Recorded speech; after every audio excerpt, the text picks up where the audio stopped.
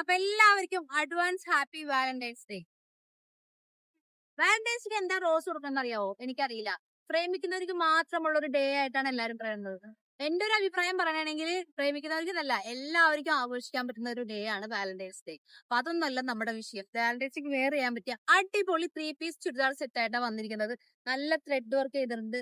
അതുപോലെ ഷാളിലൊക്കെ നല്ല അടിപൊളി ലേസ് വർക്ക് എല്ലാം വന്നിട്ടുണ്ട്.